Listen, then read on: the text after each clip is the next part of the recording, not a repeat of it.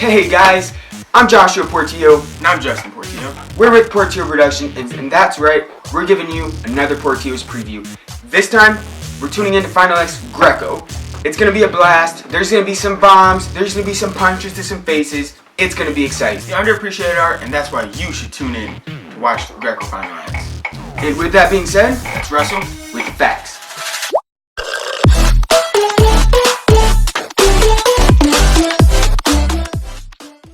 $55 kilograms, Brady Coons, Max Nowry. So right off the bat, we do have what's going to be a very interesting battle. The Coons twins, including Dylan Coons, have always been Greco masters, but I'm still in shock that one actually made it to Final X. Results do not lie though, as Coons beat Dalton Duffield, a probably more renowned Greco master, to steal the spot. And I'm telling you right now, Brady Coons looked pretty dangerous in doing so. Max Nowry, on the other hand, has always been a senior veteran on the Greco scene for the lighter weights. But he's probably not ever been this good. If the veteran wants to make a world team for the first time, now is probably the best time. As a matter of fact, I'm picking Nowry to finally put it all together and make a world team. Regardless, we're going to have a new member for this weight class, and while I do see Brady Coons as a candidate in the future, along with his brother Dylan Coons, twin, and I did have him picked originally, I'm going to go with Nowry. Brady Coons, Max Nowry, catch them at Final X Records. 60 kilograms, Leslie Poonfinger versus Ildar Hafizov. OMG, this weight was loaded. Forget last year's World Team member Dawn Roberts.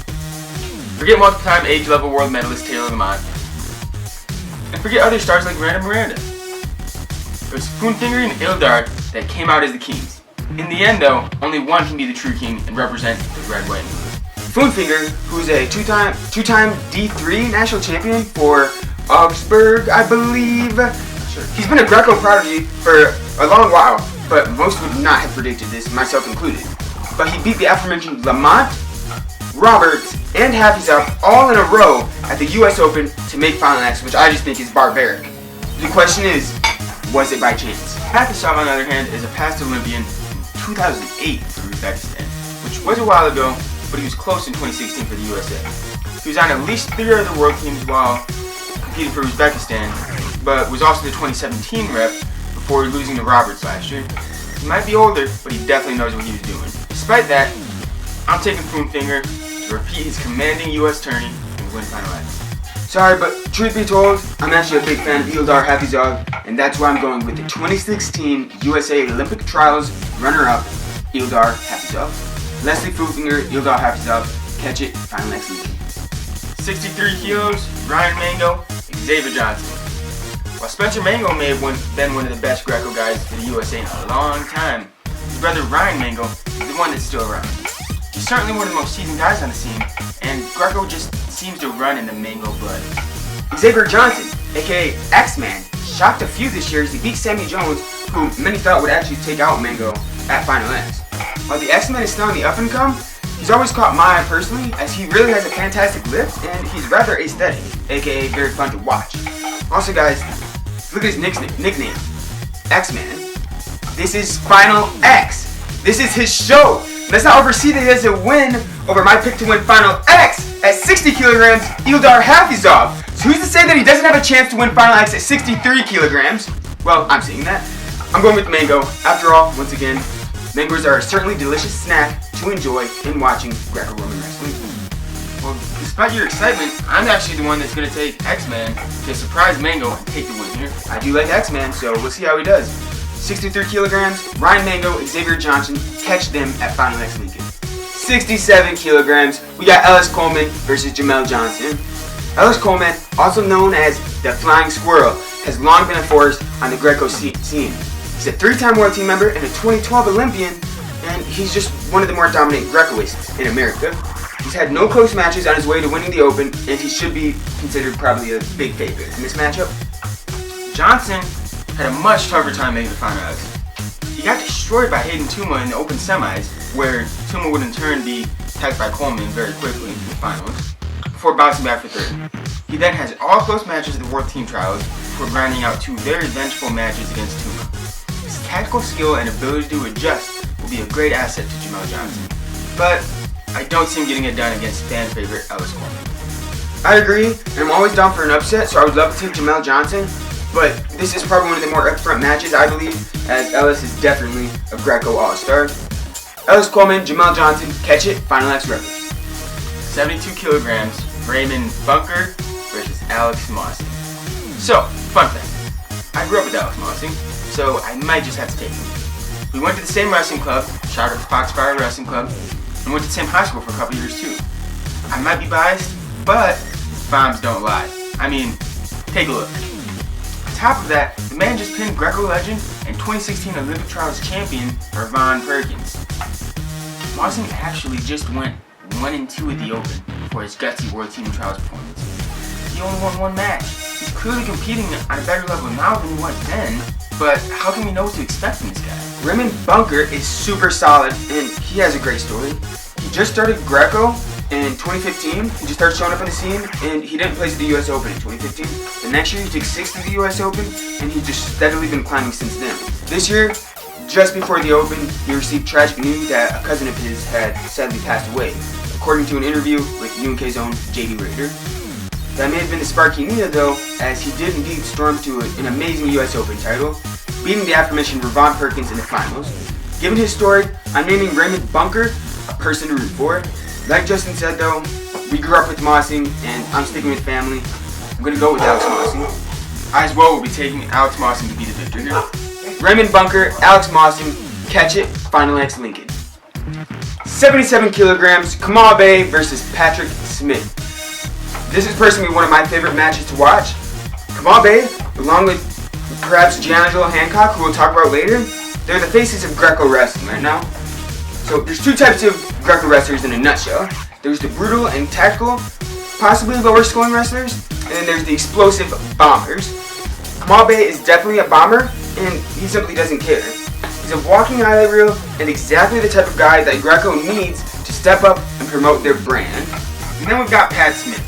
No, not that one. He's a member of Minnesota Storm and one of the toughest RUTCs in the nation. His style is more of a relentless grinder, and he has a scary gut and help Greco point in an instant. While Kamal Bey is extremely fun to watch, it comes with a caveat that he often puts himself out of position, and if a guy like Pat Smith finds himself on top, it could be trouble. That is very true. These two definitely have a clash of styles, with Bey being more creative and Patrick Smith being more solid, and it's going to be fun to watch, which is why I'm actually going to name this one a match to watch. This time, I am indeed going to have to go with a more fun and creative wrestler to watch, Kamal Bey. How about you? As well, I can't see Kamal Bey. Well, I guess I could see him losing, but I just gotta go with Kamal Bey here. Fair enough. Kamal Bey it is. We got Kamal Bey, we got Patrick Smith. Check it out. Final X records. 82 kilograms, Kendrick Sanders, John Stefanowicz. So, let me tell you guys, Stefanowicz has been on an absolute rampage. To be honest, he's been around, but I never really noticed him that much in the past. But with that being said, I watched a lot of him at the World Team Trials, and the man does not play around. He's been looking like, I'm crazy, he's been looking like a world medalist. He's been looking that good to me. And for that reason, I'm going to take him as a dark horse. What do you think? Interesting. You see, Kendrick Sanders is a veteran who does not play around either. His story is one to watch, as he completely left the sport after he broke his ribs in the 2016 Olympic team trials. His dreams were crushed and he had completely retired. But, according to an interview with the Greco specializing news site 5 Point Move, he wanted to end on his own terms. His career has always been riddled with injuries, and when you add that into the drive that comes back after totally leaving the sport, I'm naming Kendrick Sanders person to root for. Call it a comeback. So, who's it going to be? Dark horse or person to root for?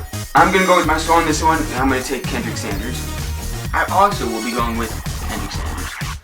So yeah, but like I said, we're almost going to name that one a match to watch as well, because dark horse versus person to root for. You can check it out. Kendrick Sanders, John Stefanowicz, Final X records.